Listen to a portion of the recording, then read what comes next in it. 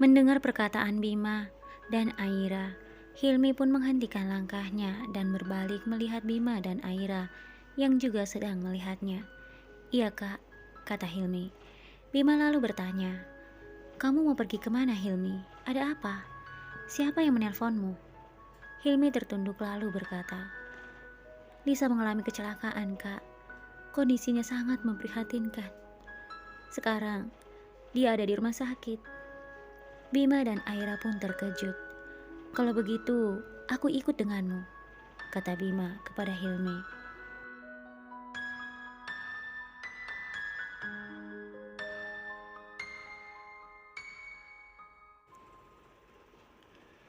Saat Bima hendak melangkah, Aira berkata, "Sayang, aku juga ikut." Bima menatap Aira. "Tidak sayang, kamu tidak perlu ikut dengan kami. Tetaplah di rumah." Aira kembali berkata, "Tapi sayang." Bima menggenggam kedua tangan Aira. "Sayang, saat ini kamu sedang hamil. Kamu tidak boleh melihat hal-hal yang seperti itu. Tetaplah di rumah dan berdoalah untuk Lisa." Aira lalu berkata, "Baiklah, hati-hati ya." Bima mengangguk. Bima dan Hilmi kemudian berlari keluar dan masuk ke dalam mobil mereka.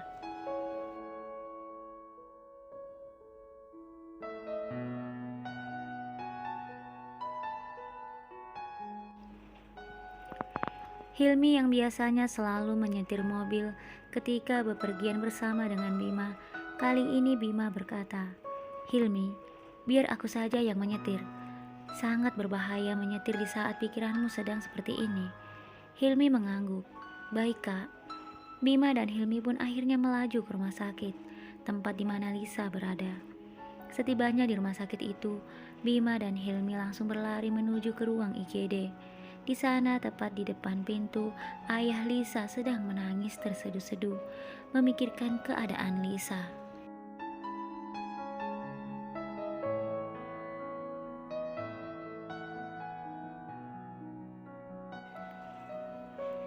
Bima dan Hilmi kemudian mendekati ayah Lisa.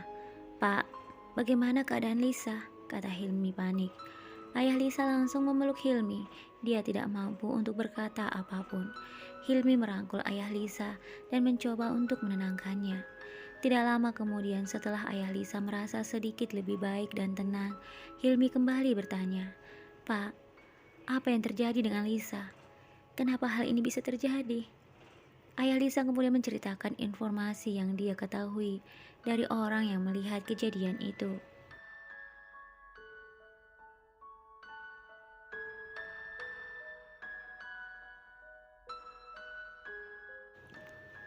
Ayah Lisa berkata, "Beberapa jam yang lalu, sebelum kejadian ini terjadi, Lisa pamit kepada Bapak. Dia ingin memberi sesuatu dan memberi kejutan padamu. Bapak juga tidak tahu dia ingin memberi kejutan apa padamu. Saat Bapak bertanya, dia hanya berkata, 'Aku hanya pergi untuk membeli kejutan pada Hilmi, Ayah.' Ayah tenang saja. Ayah tidak perlu mengkhawatirkan aku. Aku akan segera kembali." Setelah memelukku, Lisa pun pergi.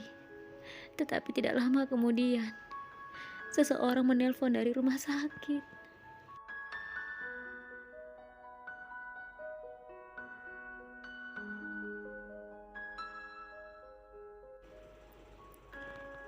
Ayah Lisa kembali menangis.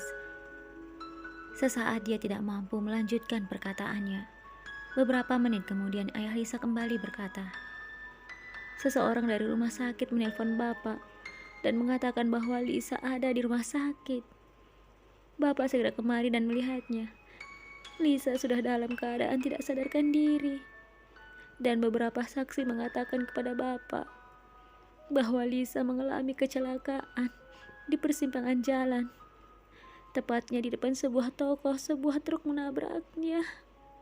Hilmi dan Bima tertunduk.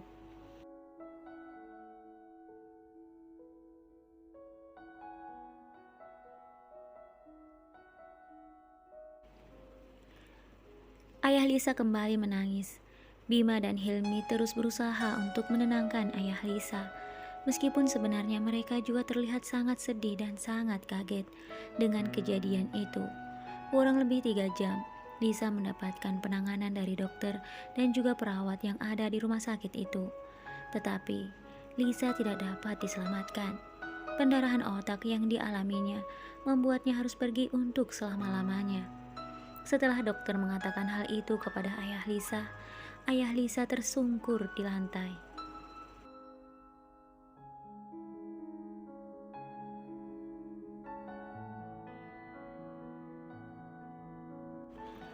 Tangis ayah Lisa pun pecah.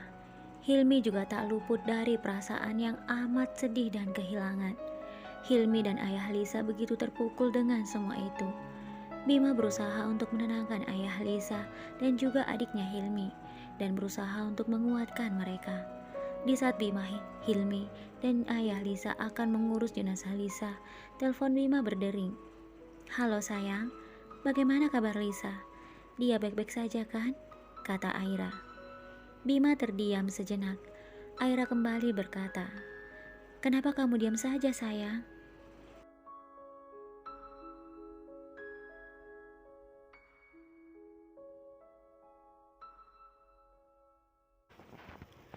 Akhirnya Bima mengatakan yang sebenarnya kepada Aira.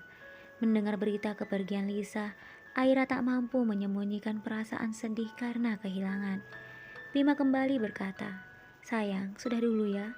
Aku mau membantu orang-orang untuk mengurus jenazah Lisa." Aira mengangguk. "Baiklah sayang, hati-hati ya." Setelah pemakaman jenazah Lisa, Bima dan Hilmi tidak beranjak dari rumah Lisa. Mereka menemani ayah Lisa yang hanya terus duduk termenung di salah satu sudut rumahnya.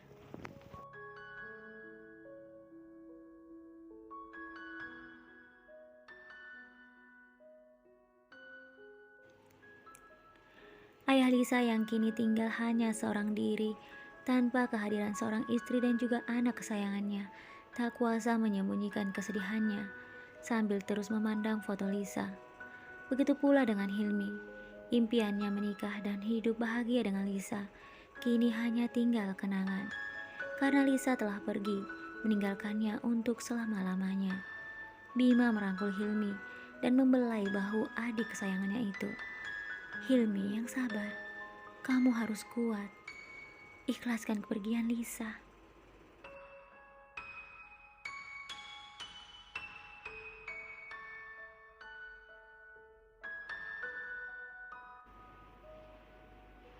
Hilmi bersandar pada bahu kakaknya. "Kenapa dia begitu cepat pergi meninggalkan aku, Kak? Bahkan dia tidak mengatakan apapun padaku sebelum pergi. Kenapa dia melakukan hal itu padaku? Padahal dia sudah berjanji dia akan sehidup semati bersama aku. Tetapi dia mengingkari janjinya. Dia mengingkari janjinya, Kak. Aku tidak bisa menerima hal ini." Bima kembali berkata, "Jangan berkata seperti itu, Hilmi. Ini semua sudah takdir. Tuhan punya rencana lain. Kamu harus kuat dan sabar."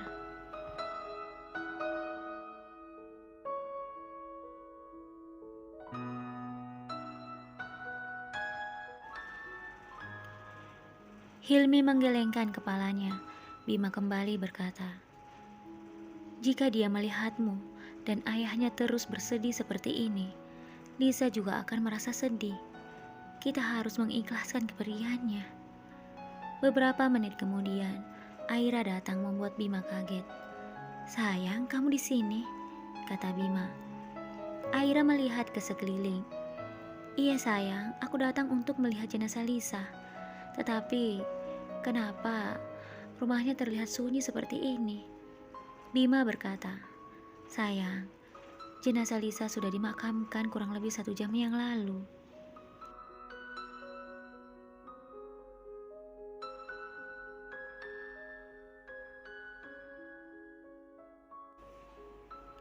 Mendengar perkataan Bima, Aira semakin kaget. Jenazahnya sudah dimakamkan. Tapi kenapa kamu tidak mengatakan padaku kalau jenazahnya akan dimakamkan secepat itu? Bima hanya terdiam. Beberapa jam kemudian, Aira, Bima, dan Hilmi pamit kepada ayah Lisa untuk pulang ke rumah. Ayah Lisa memeluk Bima dan Hilmi secara bergantian sambil menangis terseduh-seduh. Maafkan Lisa, Hilmi, karena Lisa tidak bisa menikah denganmu. Dia telah pergi meninggalkan bapak seorang diri.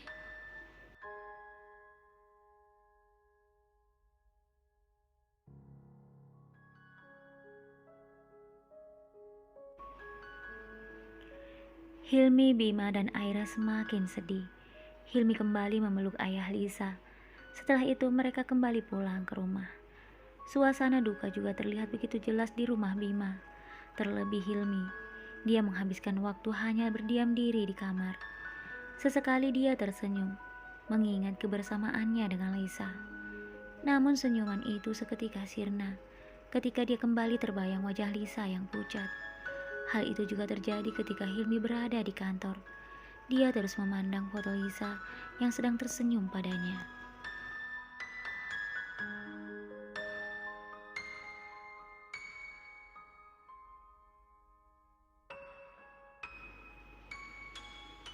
Bima yang saat itu masuk ke ruangan Hilmi menghentikan langkahnya ketika melihat Hilmi meneteskan air mata sambil memandang foto Lisa di androidnya.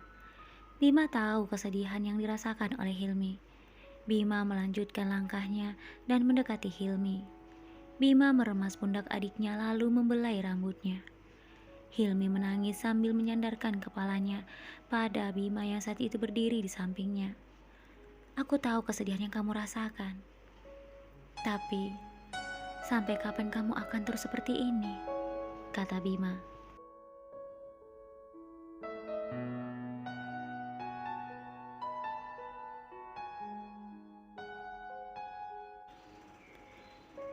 Hilmi tak berkata apapun.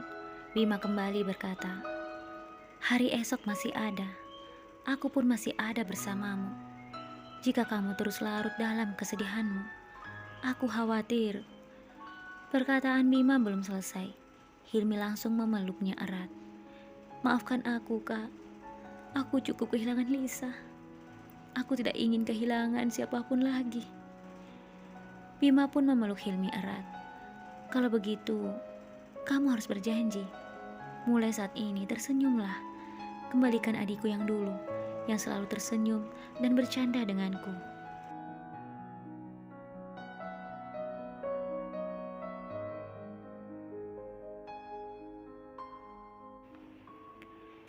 Hilmi berusaha tersenyum dan mengangguk. Bima pun tersenyum dan membelai wajah adiknya. Terima kasih sudah mengembalikan adikku. Hilmi kembali memeluk Bima erat. Bima dan Hilmi menghapus air mata mereka. Saat malam hari ketika mereka makan malam, Bima terus memperhatikan Hilmi secara diam-diam. Sejak kepergian Lisa, Hilmi tak punya selera makan. Namun kali ini, Hilmi terlihat begitu lahap menikmati makanannya. Bima dan Aira saling berpandangan dan tersenyum.